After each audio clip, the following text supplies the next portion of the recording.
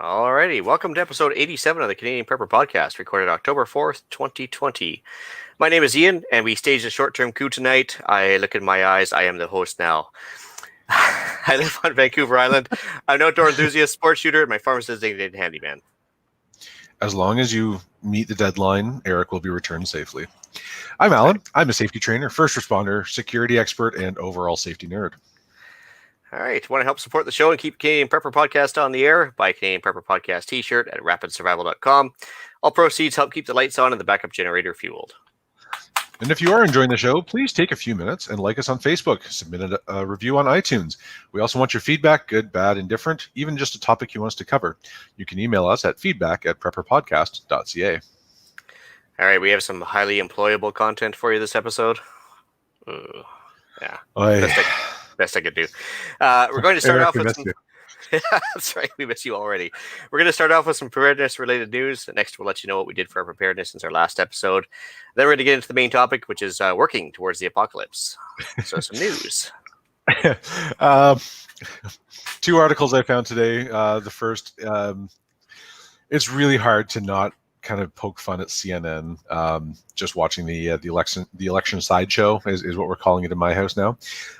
Trump has now tested positive for COVID. He has no more than minor symptoms, but he's still been hospitalized, and the number of people that he's come into contact with is absolutely insane, even just within a Secret Service detail. So it's kind of entertaining to watch the left's kind of heads explode as they as he goes about his business, still being the president and still doing his job, despite having the sniffles. And the worst part is he'll probably get some sympathy votes out of it too. It's entirely plausible, but I think that the big takeaway for me from this, from a preparedness note, is that no matter how carefully people are screened, we can't stop a virus from spreading. So take the precautions for yourself. Wash your hands. Stay home if you feel sick. All that good stuff. Mostly wash your hands a lot. Clean the high contact surfaces. All those things that we should be doing anyways, and we shouldn't be talking about how to do this in 2020, but we are. And accept that any virus, whether it's a coronavirus, whether it's an influenza virus, whether it's a streptococcus virus, any of them are going to spread if you come in contact, if they're in contact, and that's just how life goes. Actually, take all the precautions. Well, it's kind of funny. Like, this is probably one of the most medically supervised people on the planet, right? Yep. Like, because between continuity of government issues, handle the nuclear button, all that stuff, it's in their best interest to keep him working, and they couldn't stop him from getting it. So, like, really? Exactly. And people are going to get sick. Just deal with it. You're going to get sick. Most people are not going to be anything other than mildly inconvenienced by this, and that is just the life that we now live. The other article that I posted in here came from across the pond. Everybody get out your scorecards. For level 10 of Jumanji, we now have zombie witches surrounding a Germanic lord who was discovered in some kind of cauldron. So zombie witch skeletons are the next thing. It's about 1,500 years old. I don't think there's any real news to this other than the fact that it happened to come at a time when we're waiting for the aliens to show up amidst all the other things that have gone wrong this year. And I think possibly unearthing ancient bones is not a good thing. Well, especially if they reanimate or something at this point, because like an ancient curse or something. I don't know what the deal is, but it does seem awfully sketchy. I got to admit, having that kind of stumbling across this at this point. Yeah, it just the timing seems off. It just seems off. So those are the two news articles I put up for the week. Right on. For myself, actually, I put up a YouTube video with in the YouTube video in the show notes on that. There's some links to the actual company, and there's actually some testing results and everything else. The YouTube video actually was talking about an EMP shield product to shield your car or your house or a bunch of stuff from actual EMP. I don't know if it's snake oil or if it's actually a real thing. So for homework assignment, could somebody else watch this, please, and pick it apart, because it just seems too good to be true. So anyway, I'm just throwing the link in there for the show notes. People can take a peek. Maybe we'll talk about that on a future episode. Yeah. The next one I had a link to not only the Government of Canada buy and sell, but also from Mercs.com. The government needs 36,000 tear gas units for Saskatchewan. That's interesting. Yeah, That's like one per cow, isn't it? it's pretty much one per cow. Yeah. So I had a couple explanations. One person said, "Well, listen, like the main government ammunition storage or ordnance storage for the Canadian Forces is in just south of Saskatoon in a place called Dundurn, which would make sense. So if they're ordering it for Saskatchewan, maybe it's just going straight to there. By the same token, though, it was specifically said for riot suppression, and I was like, are they planning some like angry cows in Saskatchewan, or like what's the deal? like why Saskatchewan? So I mean, So again, a little bit of background for listeners who may not be familiar. One, Merx.com, MERX is a government procurement website. So that's where they put every level of government across the country puts all of their tenders there. And so with an account, you can then bid on these jobs. It's supposed to build transparency. For our American friends who don't know, Saskatchewan is square and flat. It's kind of like Iowa. Like there is nothing there except wheat fields and wheat fields. It is famously a place where you can watch your dog run away for a week. Well, there is not a lot of people. I think it's the only province in the country that's actually steadily shrinking in population. Like it's not always growing. We'll put it that way. And there are two major cities. Now, I happen to have the buy and sell notice open, and yes, it is being delivered to the Canadian Forces Ammunition Depot in Dundurn, Saskatchewan, before the end of March. So it doesn't sound like they're planning for like riots tomorrow. Yeah. But I would imagine that's just strategic reserves. But you're right. It is interesting that it's kind of coming up now, and I would be willing to bet, putting my tinfoil hat aside for a few moments, that we've come up to the end of a life cycle of the last batch from how long ago was the G20 in Toronto, and they used all the they had all the rioting happen there. That was about 10 years ago. Yeah, so, no doubt they expire, right? So I would imagine that we're just coming up on the end of the life cycle, but again, just like finding the zombie witch skeletons, the timing is really suspect. And so actually I had a listener forward this one to me. I was like, well, that's interesting. I just don't recall that being a common thing. But yeah, like you said, it might just be an expiry date thing. So and I would be willing to bet that's the case, and I certainly hope that's the case. However, if you live in Regina or Saskatoon, maybe invest in some N95 masks if you can find them for a little bit. Some good face shields. Go back to our surviving civil unrest episode and maybe brush up. Right on. So Eric had a couple of articles in here. I think we'll skip them this week. He can talk about them next week when he decides to, like, he's actually got enough motivation to come on the show or something. Yeah, I mean he's really been slacking lately, eh? I'll tell you. Anyway, what have we done lately for preps? So I guess we'll start with myself. So I guess to start off with more fire break clearing. I'm down to that last little section, but it's actually interesting. It's like a wet jungle around here, really dense bush, and I was working through some of it, and I actually made a happy discovery. I found 3 crabapple trees, so now I had to kind of like gingerly, cut around those, and basically I asked around on one of the groups on Facebook about what kind of crabapple tree it was. Nobody had any definitive answers, but it looks like basically if I just prune it back and pinch off some flowers next spring, I should get some bigger crab apples. Ooh. So at the very least, it'd be animal feed, or maybe with lots of sugar, it'd be some like jam or something. I don't know, but it's food. So it's better than lack of food. Yeah. So the wife went out and picked some apples today, actually, and brought them back. We took the apples between the alpacas and ourselves and went over to visit the hog that we were going to have processed for us. So we went to feed the hog and check on that, and that was good. A couple CGN deals, of course. Shocking. Yeah. So a bit of bad news. A bit of an outbreak of coccidiosis in the chicken flock, which is a devastating disease. Usually only happens in chicks, but we had a couple older birds come down with it, and basically it's highly contagious and everything else. So we had to like kind of do some, kind of full on quarantine, force people to stay inside, give them some medication, force the medication upon them and everything else. You can imagine the parallels with today. And so it's a bit of a problem right now. We lost 3 birds in the space of 2 days. Oh, that's unfortunate.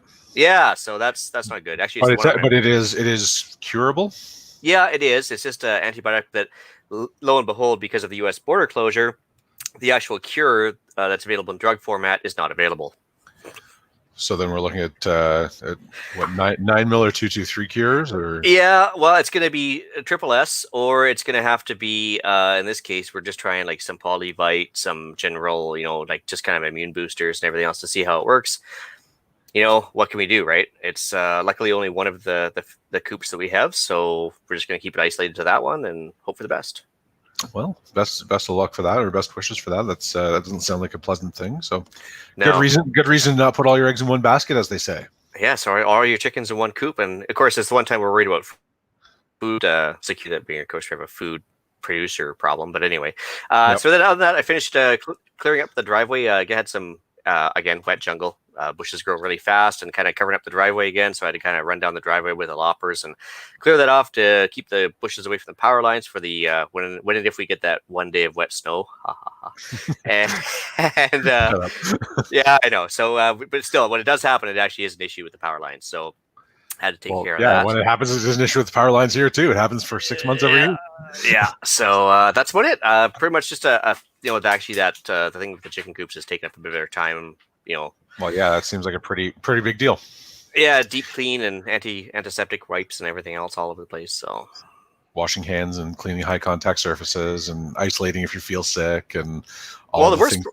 Yeah, the worst part is I think it actually came in from a visitor to the farm, and that was the worst part. Is like it actually was like full on just like the COVID thing. It's just like it came in, kind of latched onto something, caused some devastation, and it's gonna hopefully go away. So. Well, hopefully it is, and sounds like we'll be talking about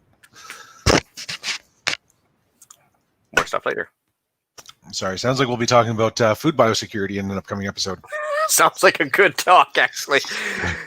All right, what about yourself? For me, in the midst of renovations, it's going to be an ongoing project probably until middle of November. But I did some electrical work today. Finished up an NFPA certificate this week, so I now have a rescue certificate, which is kind of it was a really excellent course, really interesting. I think the big one for me was kind of understanding how pulleys and ropes can create a mechanical advantage, and actually being able to go out and build systems like that. That was a lot of fun. It was a great course. I'm sore in places that I didn't think could be sore, and bruised in places that I definitely shouldn't be bruised. But that's what happens when you're ever so slightly too tall for the harness. So that was fun. It was great, and a huge shout out to the work done by the hosting agencies. If you're listening, you know who you are. They kept everybody safe, and we were all well isolated, and the food was fantastic. It was surprisingly good for being in a fairly remote area, and that was about it. Cool. All right, main topic time. Yeah, so spoiler alert, becoming a JTF2 operator is not the best job for preparedness.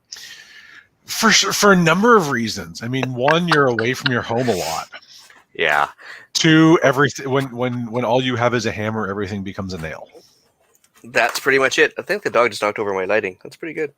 Anyways, sorry about that. Anyways, yeah. So, long story short, I know a lot of people were like hoping the first thing I'd pop out and say is join the military. Hence my my background today. But anyways, I don't think there's anything wrong with joining the military. Yeah. I encourage it. I think if you apply yourself correctly, you can and you pay attention, then all of the things that you learn in the military are absolutely transferable into the preparedness world. One being your ability to just stand around and do nothing for a really long time. That's the part they don't talk about in all of the zombie movies and all of the post-apocalyptic movies. There's nothing to do for a lot of time. For a lot of the time. A few minutes of panic, but then Well, that's it. And I mean, being in the military is like being a first responder. It's long periods of sheer boredom interrupted by moments of absolute terror. Yeah. And if you join the military and you become a mechanic, then you're still a mechanic who knows how to shoot things. If you join the military, you become a medic, then you're still a medic who knows how to shoot things and navigate at night. And if you learn how to fix airplanes and you learn how to build stuff, those are all excellent transferable skills. Yeah. And you also get to know and you also learn how to shoot stuff.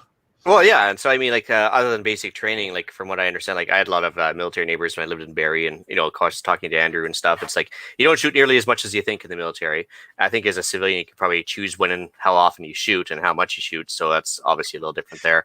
And But in there's a a lot lot to of be, cases, you shoot, and but that's the other thing is if you're in the military, you get issued, you get a C7, you get a C6 if you're lucky, but you're pretty limited into what's available for you to play with.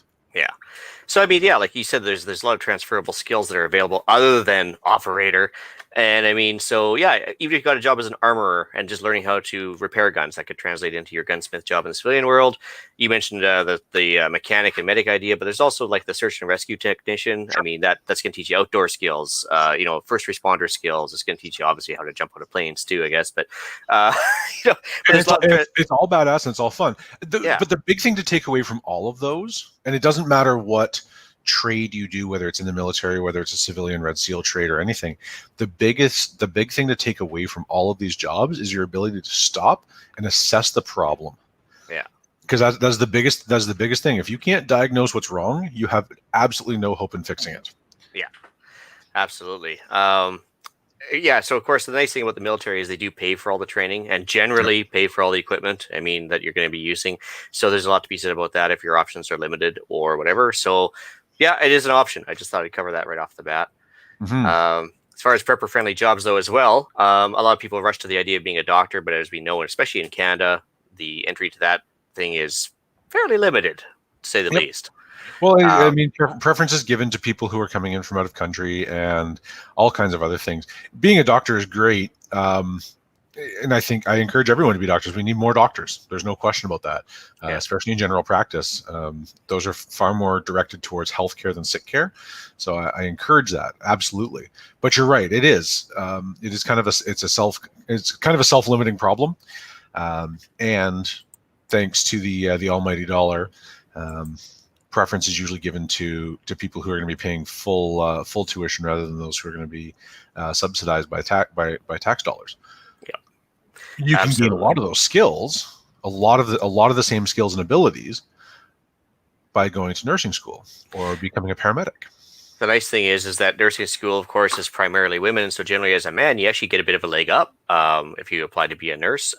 It is one of those jobs that under USMCA now, I guess it's called, you can cross the border, work in the States with it, and you're going to learn some pretty good hands-on stuff, especially if you want to be an ER room nurse or a trauma nurse or something like that. Yeah. EMT, like you mentioned, there's lots of stuff to be had, like high stress, how to deal with stress. Okay, so you're going to get stress inoculation, you're going to get some critical patient care skills, obviously access to training, maybe even equipment on a discount, like if you have to buy it for your personal use or whatever. Everything else, there's a lot of things to be said about becoming a nurse or an EMT versus a doctor, although, like you said, doctor is preferable, right? Yep. And also the ability to gain experience. So as a doctor, I wouldn't say you're limited in where you can go, but it makes a lot more sense as a doctor to have kind of one practice and be in one practice. Whereas if you are able to travel a little bit, there are absolutely incredible opportunities out there for somebody who's willing to travel, who has a nursing or medic background. And I mean, you can be really readily making, upwards of, $5,000 a week plus your travel expenses plus a per diem to go do standby in a less than desirable neighborhood.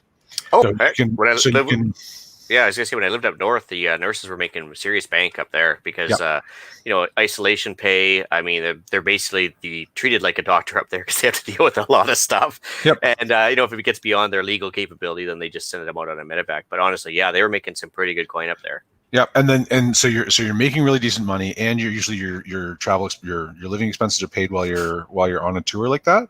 Yeah. So it can be a great way to not only gain experience and open up your network of like-minded people, but also to practice those skills in an environment that you might not otherwise get, and then you can bring that back with a well-padded bank account and start a life in one spot. Yeah. Just throwing that out there. Those are great options. So those are the two easy ones, though. We talked about the military and the medical field. I mean, those are, I think everybody leans towards those right off the bat, right? So sure. I started spitballing a couple ones that actually might not be the ones you think about, but actually might be just as helpful. So obviously, besides the tactical stuff, we got small engine tech. So whether it be marine engines, lawnmowers, anything like that, it's a skill that's going to make you money now. It's a skill that will help you maintain your own generators and or small engines around the doomstead. But more importantly, stuff goes sideways, people are going to require like small engine work, whether it be motorbikes or whatever. And if you have the skill set that's in your brain that can't be taken away from you, that is something that you can turn into a barterable skill, right? Absolutely. And again, it comes back to the same thing we were talking about in a military trade, is the ability to take something apart, put it back together in a way that it works. Yep. And that's, what, no matter your trade. So as a small engine repair is fantastic. It's something I don't know anything about. So if I needed something fixed, I would have to go to my neighbor who does know something, and I would have to give up something that I have to gain that knowledge from him, or to make use of his knowledge to make my thing work again. Yeah. I mean, we basically, that's what my friend put it, you're an intellectual prostitute because you're trading your knowledge for money. Absolutely. Like, yeah, that's a good idea. I like that. I'm actually going to get new business cards made up, and that's what I'm going to put on it, because that is the perfect depiction of what I do for a living. Yeah. Any trade where you're building something, so whether it's a Red Seal trade or not,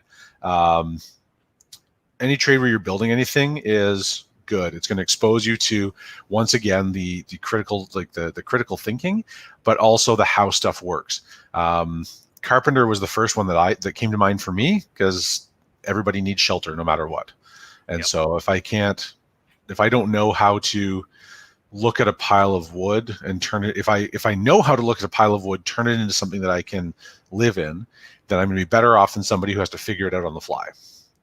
And the less time that I have to spend creating my shelter or building my shelter and making it habitable, the more time I can spend doing other things that improve my situation.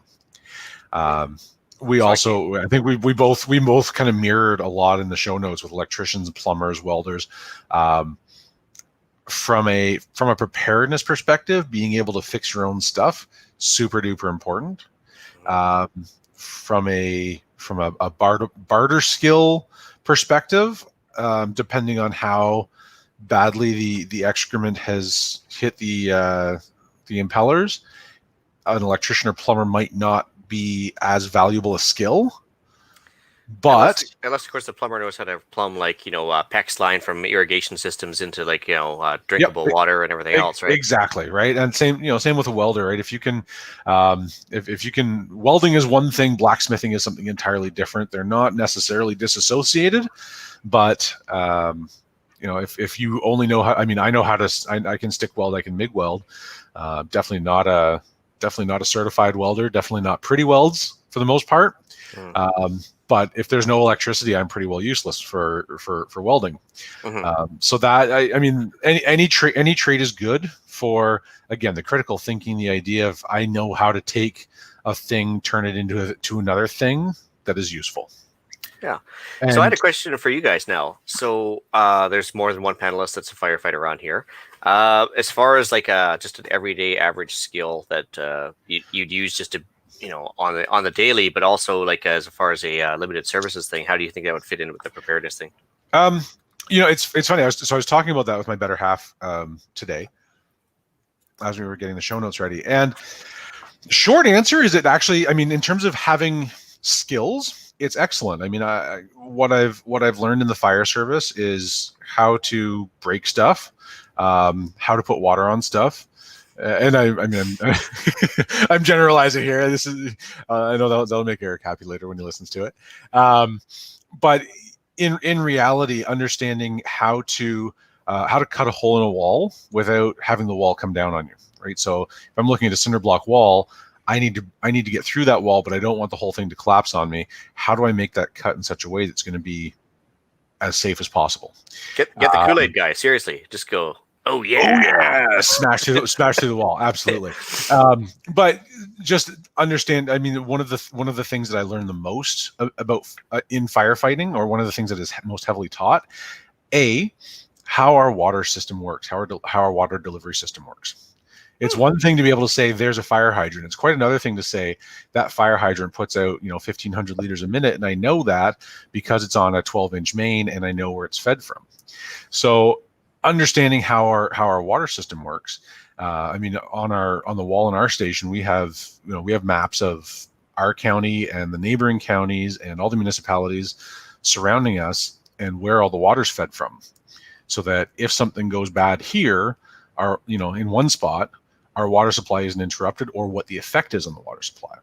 Well, especially if the water supply is compromised in any way, shape, or form, right? Exactly. So, and then understanding how the municipality is going to react to that compromise. So that was interesting. A lot of ropes and knots, right? There's a lot of. I mean, I was just talking about the rescue class that I took. That is all rigging and, rigging and climbing and all of those things, which was, again, really, really interesting, really, really knowledgeable, or really, really. The guys I worked with were really knowledgeable, and so I've gained a lot of experience from them, a lot of knowledge from them. Yeah. So that was, yes, there's a lot of things to do there. The flip side of that is, in the event of an emergency / disaster, I mean, Hughes talked about it out at his place, right? He was out busy fighting a fire, and his wife and kids had 5 minutes to evacuate, or 10 minutes to get out. Yeah, they do take you away from that. So yeah, you're not necessarily in the right place at the right time. And I'm seeing it all over the place in California, and everywhere on the West Coast, where all of those, where all the wildfires out there, firefighters are losing their homes because they happen to be in the path. They live in that area because that's where they want to be, and then they're out fighting a fire, and their house burns down as a result because they're not there to protect it. So, there's good and bad. I mean, there's excellent knowledge to be taken from there, but if you're in that role, you just have to understand that you're probably not. You may or may not be there at your house when you actually need to be there. That's interesting. I never thought about that perspective as well. But quick question now. So with the level of training you get now, it's a little different with you because you're like a first aid instructor. But as far as level of first aid that they give out to the volunteers, is that an acceptable level, basic level, kind of? It really depends on which service you work for. My particular service, we train everyone to a basic life support level, which is essentially a combination of stop the bleed and really good CPR, which is enough to get you by. But the intent of that is, we are the bridge between somebody got hurt and the ambulance has to come from in the city and out, and they're going to be 20 minutes away. So that's a little bit different from what like a career firefighter might get in a city. A lot of them are medical first responder or higher levels, which is, it's nowhere near as good as what a paramedic would have in terms of knowledge, but in terms of practical skills, there are only so many practical skills you can do outside of being a nurse or a doctor. So you're pretty close there, and then frankly, books make up the difference. Yeah. Well, I think the built-in benefit of being a firefighter right now too is you got a built-in mag, right? You got like a mutual assistance group that's job related and emergency related. So that absolutely, and if you, no matter what movies or shows you watch, you see that firefighters are one big family, and that's absolutely true. Like, I've never been anywhere where all the firefighters that are part of the same group of people aren't super close, and they all drop by each other's houses regularly, and they all go camping and hunting and fishing together, and that's just how they are. So you've got a kind of a family built in there. So yes, that is absolutely an advantage. No, that's good. I mean, that's actually one of my solid choices. But of course, again, a high demand job too, right? So, well, I mean, yeah, there's definitely a lot of applicants for every job out there. So, well, and that's I think the average in Ontario for career firefighters is about 1,001 applicants for available positions. It's amazing. So it's not. I don't think it's quite that, but it's somewhere in that neighborhood. And if you happen to be fortunate enough that your grades and your testing stands out well enough that you get an interview and you happen to nail that, and you happen to get into one of those, there's about 500 firefighter position, like career firefighter positions that come up every year, approximately, again, give or take, based on retirement and natural attrition and all of those things. But there are approximately 10,000 new qualified graduates every year. Oh wow! So the pool of people applying gets bigger, but the pool of available jobs stays the same. Jeez. Yeah, so that's the good news about firefighting. Yeah. Good and bad, I guess. Yeah. Good and bad, absolutely. So I was actually inspired by your profession as well there. So first aid instructor, like I know it's kind of repetitive and everything else, but as far as your personal level of knowledge that you gained doing it, is it worth like doing it from a preparedness perspective, or is it just kind of like a Well, I mean, the qualification to become a first aid instructor is that you have to take a first aid course and then go through a how to teach course. The advantage of that is it certainly improves your communication skills. So that from that aspect, absolutely. What I have come to learn from teaching first aid, and I think I've been doing this, I don't know, almost 15 years. Every course that I teach, I learn something new. And it's just because you end up in a room with a wide variety of people, and you usually only see them once, but like everybody in the medical field, as they're going through school, has to take first aid. Most of them have to take it every year in Ontario. So nursing students go through 4 or 6 years of school, 4 years of school, I think. They have to take first aid every year. Paramedics go through school for 2 years. They have to take first aid every year. Most people, before they start their classes, they have to take first aid. So every time I do that, and then I end up with construction workers and rope access technicians. I had a guy in one of my classes in the fall, like this past fall, and he climbs wind turbines and repairs them. And where they are, there's no rescue team, so they are their own rescue team.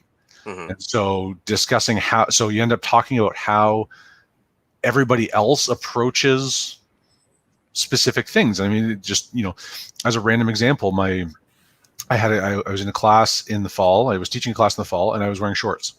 Or I guess it was summer. It was warm enough that I was wearing shorts anyways. And I don't usually wear shorts when I teach, but this particular day I was. And one of the students in my class was a kinesiology major. And the second day of the class, she kind of, we were kind of sitting and chatting at break, and she said, "Do your knees hurt?" And I said, "Yeah, sometimes." She said, I have a rather pronounced bump under each of my knees. Yeah. And I never knew what it was. And she says, "That is called Osgood-Schlatter disease." And it's exceptionally characteristic, and it's not dangerous in any way. It's essentially a hardening of soft tissue based on a specific set of circumstances that involve muscle tension.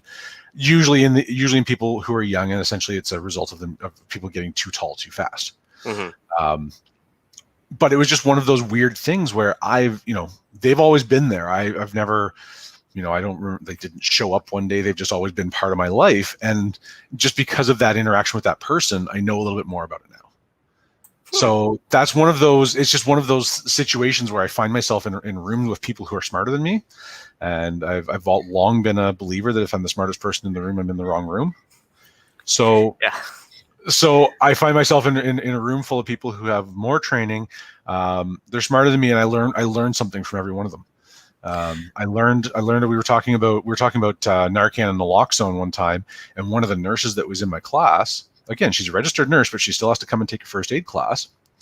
She actually worked in a methadone clinic, and she was able to talk at great length and in great detail about the physiology behind, like the physiology and pathology behind what happens when somebody's having an overdose and the results of the Narcan. I've never administered Narcan to somebody. I'd never seen it happen before. I was able to take that away, incorporate it into my classes. And then it just so happened that I was in a place where I was watching somebody be administered Narcan, and I knew exactly what was going to happen. And then lo and behold, exactly what she said was going to happen did. They got mad you took away their high, or what? Oh man, was he mad at us. It was he was not a happy dude. But it just like that, I get to take away something from every class. So for that aspect, I absolutely encourage it. it's not like free training by any means, because I still have to pay to take the classes. But I get, the company that I teach for gives me a really good deal on higher levels of training if I want it, because then I can teach that higher level of training, which works out well for them. It means, again, that I have access to a group of like-minded people, which is also fantastic for all the same reasons that we've already discussed. And it's a little bit, it's not a lot of money, but it's a little bit of money on the side for weekends that I would normally just be sitting around dreaming about the next gun I want to buy. So, and now you can afford the gun, right? I could be dreaming about it, or I could be working towards getting it. Yeah, actually, what's kind of funny on the opposite end of the spectrum there is like I think I've said it on the podcast here myself. Is like I got the company to pay for my, I guess, WCB, first aid is what they call it now. It used to be like industrial first aid, but it became something else here in BC.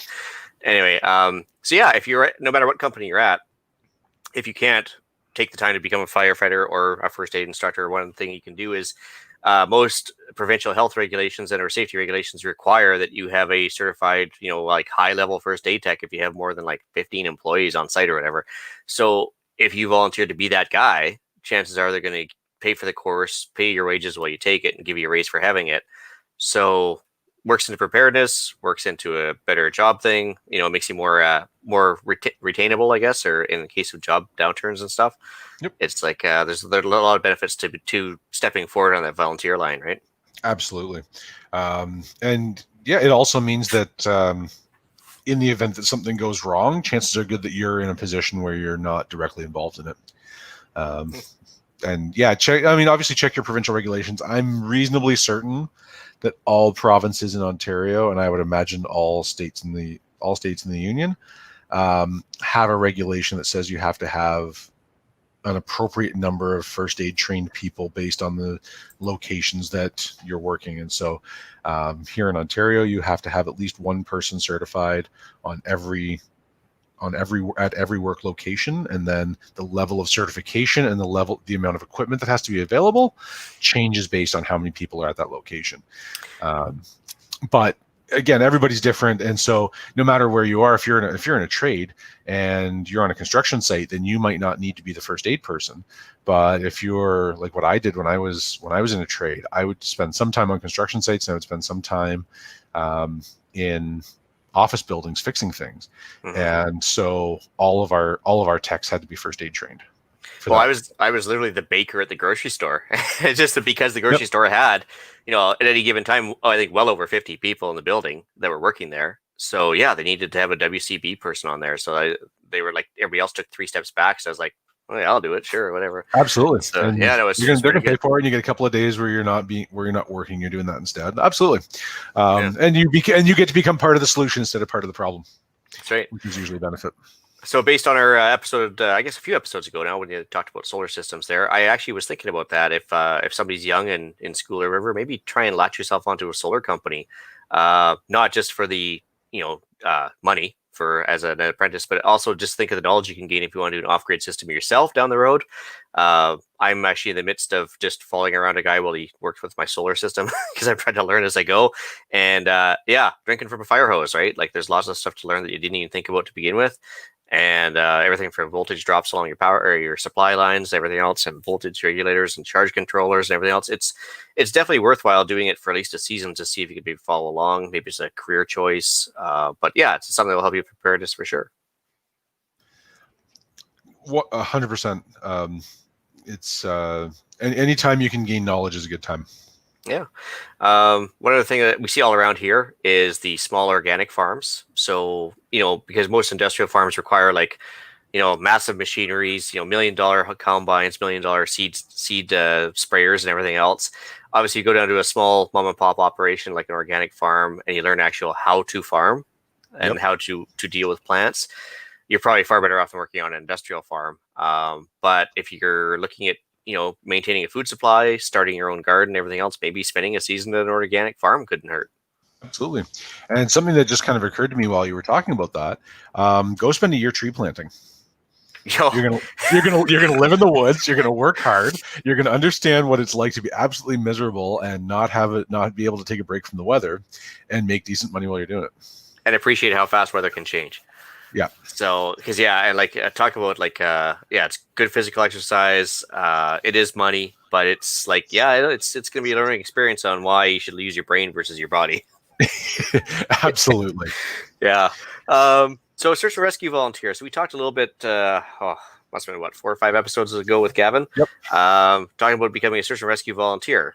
There are some skill sets to be gained, as we talked about in that episode, but there is actually very few bosses in the system that become the search and rescue coordinators for the area. Maybe not in Ontario, but definitely in BC here. You can turn that into a career, but also again the level of education and maybe preparedness. It's worth a thought.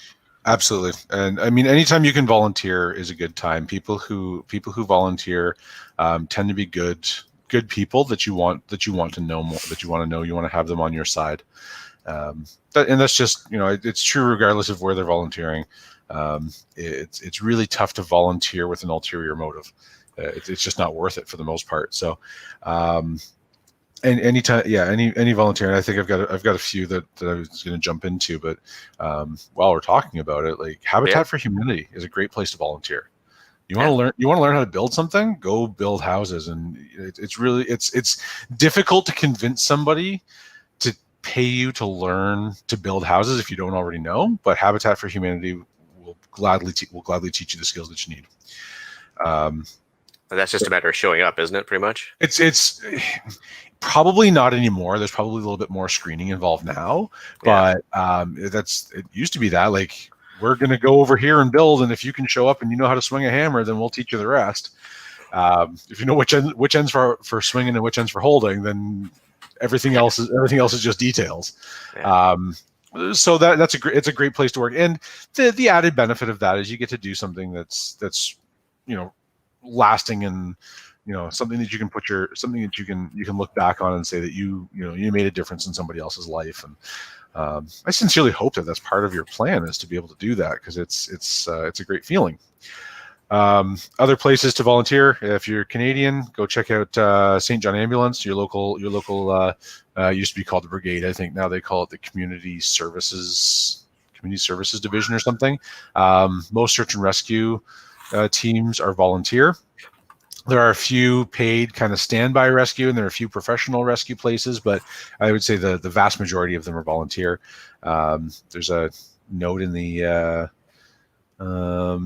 chat about volunteering there. What does he say? Volunteer search and rescue all depends on where you live. Cell phones have made some groups a solution to a problem that isn't there anymore, and that's true. Depending on where you are, those you may not get a lot of action as a search and rescue tech. The couple that I was involved in here in Southern Ontario, we didn't do a lot of searching for people. We did a lot of searching for background information, and that was but it was still learned how to find people and what to do when we found people. Well, it's a lot of times, it might just be a recovery operation too at some point, which negates the cell phone idea. But also, around here, terrain comes into play, right? You get around a corner and there's no more cell phone coverage, and we live near Hippie Central, a place called Coombs, and the Arrowsmith Search and Rescue is super busy all the time because there's always some random hiker getting lost in the woods. And it's flat, and it's just tree covered, and cell phone still doesn't work reliably enough, or they can't pinpoint it, so they end up needing it. It's shocking how close they can be to town and not have a usable like triangulation on the cell phone. Yep.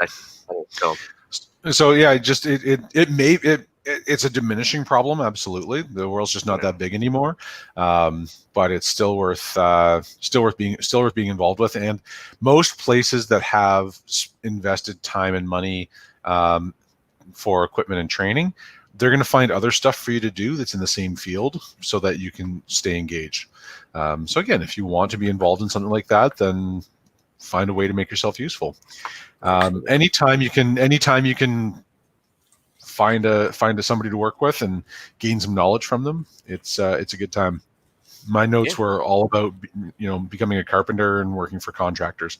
If you can work it even just as a laborer for a general contractor, do that for a couple of years. You're going to learn you're going to learn so much about building things. And again, you might not become an expert home builder. You won't become an expert home builder in a season, but you'll gain enough knowledge that you can do this stuff to fix and to make your situation better. Yeah. So, I mean, just food for thought too is like, if none of these job ideas we were throwing at you like blow your hair back, like they're trying to think of a job that allows like you to gather gear cheaply, like whether it be like the running joke in my house is I want to go work at Cabela's as a retirement job just for the discount. But in reality, I think I'd enjoy it more than anything else. But yeah, I mean, it does offer an employee discount, as do other places, obviously, whether it be Walmart or whatever. I'm sure. Sure. I worked at Lowe's, they had a great employee plan there. Yeah, so I mean, no matter what your anticipated needs are, just maybe think about what you're going to need and try and find a job that offers you cheap access to those needs, or maybe teaches you some skills that are, kind of in parallel with those needs. Yep. And I mean, again, depending on where your skill gaps are, first off, I mean, make an assessment of that. Depending on where your skill gaps are, if you can get paid to fill that gap, that's better than paying to fill that gap. Yeah. And of course, it doesn't have to be your main job either. It could just be a volunteer part-time position as well. I don't think I've ever had just one job. Since I was a kid, I've always had 2 or 3 jobs. I've always got something else on the go, and I'm a more well-rounded person, which is not a fat joke, although that too. But I'm a more well-rounded person because of it, because I've had those experiences, right? So that's and it gives you something to talk about when you're sitting around the fire, if nothing else. Well, I'm thinking about having 2 or 3 jobs that you're kind of like swinging around on. If one disappears, you're not completely out of income either. You know what I mean? We talked about that at the beginning of the episode about not putting all your eggs in one basket. Yeah, multiple streams of income, like multiple skill sets. Oh, it's just fantastic. So they say the average millionaire has 7 streams of income, and that's an entirely different podcast. But having multiple streams gives you options, gives you flexibility, and as the economy reopens slowly, I think we're going to see a lot more people having more than one job. And I was raised in a family where you go get a job and you work that job until you retire, and then you have a meager existence, and then you die. And like I was raised by people who had one job their entire life. Mm-hmm. And that was it. And that was who they were. That was what they did. That was all they knew. And if you took them out of that situation, they were completely useless. I don't want to be that person, and I'm not that person as a result. So, yeah, no, very good outlook on things for sure. Well, I think we've blabbered on for 45 minutes. Podcast challenge time. Podcast challenge time. Your challenge this week: figure out a new skill set that you need that will be useful in preparation, and work on it. Figure out how to get it. Once you've decided that, let us know. feedback@prepperpodcast.ca. We want to know what you're doing to work towards getting that second skill set. We're going to talk. We'd love to talk about it on the air, and hopefully inspire other preppers to acquire similar skills. And maybe, just maybe, you guys could work together to learn those skills. So acquire a second skill set, or work towards gaining a second skill set that's useful in preparedness. That is your challenge for this week. feedback@prepperpodcast.ca. Let us know what you did. Upcoming events, nothing on the go right now. We'll talk about TACCOM maybe closer to the new year. Shout out time. The world is still shut down. There are no upcoming events. Stay home. Yeah. Shout out to our new patron, Brian. $5 a month. That goes a long way to keeping us going. If you want to hear us blather on about the most random things, help us out. We really appreciate it. You can help us out by joining Patreon. You can help us out by buying a Prepper Podcast t-shirt. All of those great things make this a lot more feasible. Oh, and stand by. We've got some patches on the way. So patches. Forgot about those. Coming soon. Anyway, for myself, I got a shout out for Millburn Mountain Defense. So, Canadian maker of fine safety gear, including body armor, plate carriers, and all sorts of other tactical goodies. They're Canadian made in Quesnel, BC. So good, because there's no border hassle. B, quality items, and they're all available at Ragnarok Tactical. So just want to tell you, tried and liked. So give a shout out for Millburn Mountain Defense. All right, I'm actually just gonna go check out their website because I saw that in the show notes and I was excited. Yeah, and actually, it's really surprisingly, like, I don't want to say cheap. That's a bad term. Inexpensive. Good value. Good value, because it actually is like, and they got all sorts of levels of stuff, and depending on what you're like, everything from a stab proof vest if you're a bouncer to whatever. I mean, there's lots of things to go on there depending on what your needs are. So, shameless plug. We have an Amazon link in the show notes that'll be going on the video and on the podcast notes. The whole idea is that basically you go on there, you click on the Amazon link. You don't have to buy what's there. Just search from that page and put whatever you want in your cart. And anything that you buy through that Amazon link, we get a little piece of the action from. So it's kind of just like a referral fee. It costs you nothing extra for you, but it gives us a little cash in return. So it really helps us out, because putting out this content every week is not cheap. There's hosting, there's editing.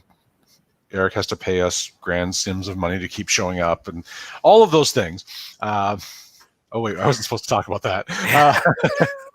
No, I mean that's literally the least of the costs. But it does take time and money to keep us on the air, and we really appreciate the support. We very specifically don't sell ad space for products, because we want to, any product that we want to give, that we want to talk about, we want to do it as in a nonpartisan, independent fashion. Not that we talk about a lot of products in general, but that's not how we want to run things, and so we need to keep the website running somehow else. Cool. Email iTunes reviews. I'll take the first one there. So we got one from Fleck and Ash. It says, "Hello, Eric and panel. We took on this week's podcast challenge with a fresh pouch of freeze-dried potato casserole. The cooking method involved a 3-quart cast iron pot and 4 cups of boiling water heated over a charcoal fire. Stirred in the contents of the pouch minus the oxygen absorber. Good call. Good call. And pull the pot off the grill to rest for 15 minutes before serving. It was too salty per suggested serving, so we diluted with 2 more cups of water and had a very tasty potato soup. Combined with grilled chicken drums, it satisfied our family of 4. So yours in preparedness, Fleck and Ash." That sounds tasty. Yeah. Thanks for sharing that. I really appreciate that. And thanks for doing the challenge. Yeah. No, that's and definitely for not putting the oxygen absorber in there. That's that was excellent. Brian, I imagine this is the same Brian that is our new Patreon. Yep. Brian says, "Thank you guys for many countless hours of good, solid information and entertainment. While other prepper podcasts often we're often shrill and alarmist even before COVID hit, you guys have been consistently professional and level-headed this entire year." Man, I've rarely accused of being professional, but thank you, Brian. I appreciate that. Back to the note. "I subscribe to many different podcasts on a variety of subjects, but I must say that you're the only podcast to which I constantly re-listen to each episode, a few stellar episodes even more than once. And that alone speaks to your educational value and just normal guys talking about wanting to help out other normal guys. I'm also not often accused of being normal. Thanks again, Brian. Thank you for the wonderful hours of quote-unquote free content. Since the USA seems like it's about ready to burn itself down, I thought it would be about time to throw a few US dollars across the border before I retreat to the doomstead. Keep up the good work. Be safe. Keep teaching with your characteristic mix of humor, experience, and practical wisdom." Brian, we really appreciate you. Be safe. Hopefully your doomstead is well set up to be able to listen to us. If not, hit us up on the shortwave radio, and we'll be happy to keep the conversation going. And maybe just once, I might just scream out, "We're all going to die" once, just, before the podcast is over or something. But all right, so I got one more, no name left behind, but here it is. "Hey guys, love the podcast. It's full of very useful information from a group of knowledgeable guys. I really enjoy the fact that your group is from all across Canada, giving perspective to possible situations that could arise from east to west and everything in between. I wouldn't say I've started prepping, but I've been interested in it for about a year, and your podcast has given me the final bump in the right direction to start. I have to say my favorite part of the podcast is hearing what you guys do every week to improve your preparedness or preparation. I'm a deckhand on an offshore fishing vessel called Atlantic Destiny out of Riverport, Nova Scotia, and just started listening to your podcast after hearing Ian talking about it on the other CPP. I downloaded everything you had on iTunes when I left for sea last week, and I've been listening to every episode on episode 42 so far. Can't wait to get up to date. Keep up the good work. When I get home in 2 weeks, I'll be leaving a 5-star review on iTunes. Do apologize. I'll blank out that ship name momentarily. Love it." Well, that's pretty cool. I think that's really neat. And up to episode 42, that's when it starts to really get kind of consistent and good. So he's about to get into the really good stuff. Yeah, we were pretty stilted for the first ones, but we had to get our groove anyway, right? So yeah, absolutely. I think the first 15 or 20 episodes of any podcast are pretty rough. With few exceptions. Jocko got it right from day one, but who knows? That's just he gets everything right from day one. He gets everything right from day one. And then one more. Holy cow! There's a lot this week.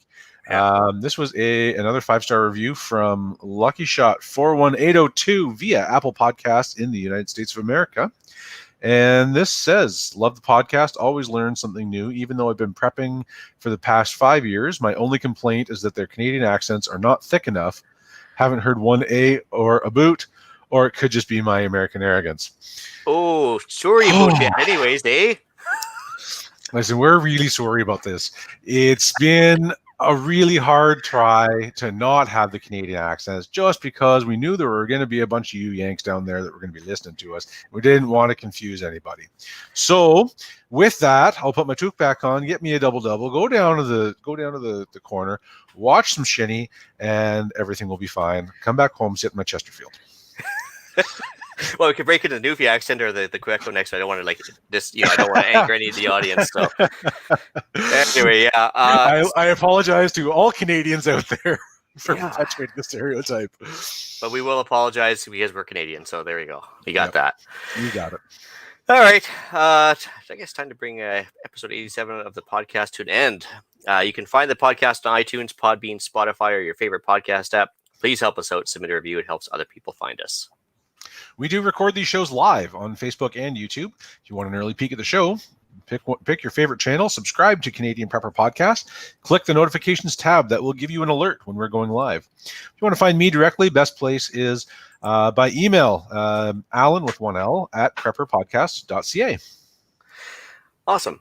You can reach myself directly by emailing me at theislandretreat@gmail.com. You can also find me on Canadian Patriot Podcast on iTunes and YouTube. We record on Monday evenings at 9 p.m. Eastern, occasionally on Wednesdays if we're doing the 2-episode-a-week COVID format. There you can find us by discussing why government waste in society makes me rethink my career choice. And if you are so inclined, please check out Rapid Survival at www.rapidsurvival.com.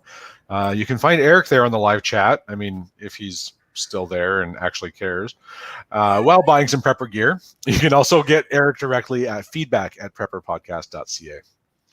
So that's it for tonight. Thanks for joining us. Until next time, be prepared, stay safe, and keep learning.